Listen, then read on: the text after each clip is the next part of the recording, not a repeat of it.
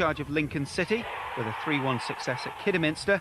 The Imps are also just 4 points off the bottom as the battle to stay in the league really hots up. It's the wrong time to meet Lincoln. Alan Buckley has got the Imps moving in the right direction. Paul Smith's 7th goal of the season set them on course for their 3rd successive win. Tony Battersby made sure with a splendid 2nd. Lincoln are up to 18th now, while the Bluebirds drop down to 3rd in the table following their first defeat in 6 matches. Lincoln 2, Cardiff City 0. Lincoln are one of 3 clubs at the wrong end of the table who've been relegated to the conference before, but they're showing renewed life under Alan Buckley.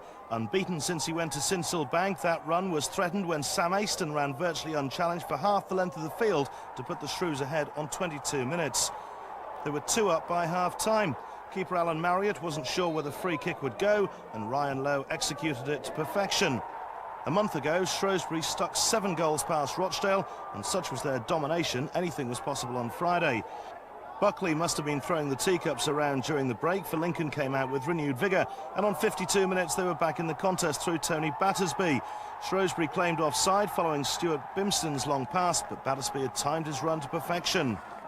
Parity was soon restored.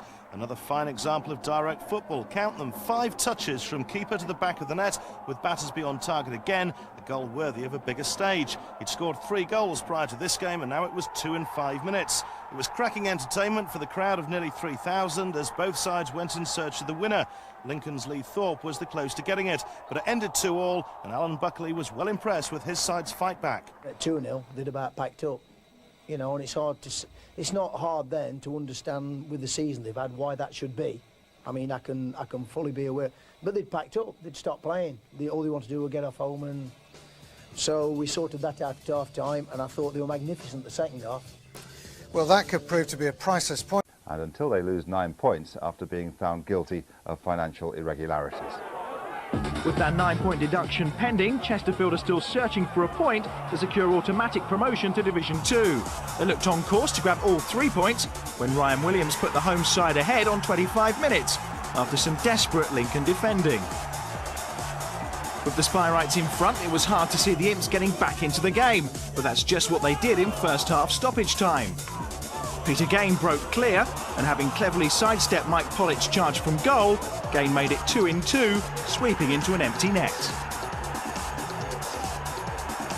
Lincoln had only won once in their last 8 visits to Saltergate, but they made it 2 in 9 with 20 minutes remaining. Justin Walker beating an unsighted Mike Pollitt to grab his first league goal for the Imps. Chesterfield 1, Lincoln 2.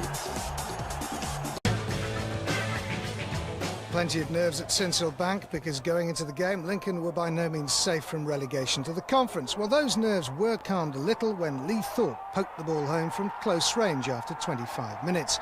But the sense of relief flooding through fans who, of course, have seen it all before, lasted only a matter of seconds. Thorpe may have been partly to blame as Ian Stonebridge took advantage of a misunderstanding with keeper Alan Marriott. The Imps back to square one.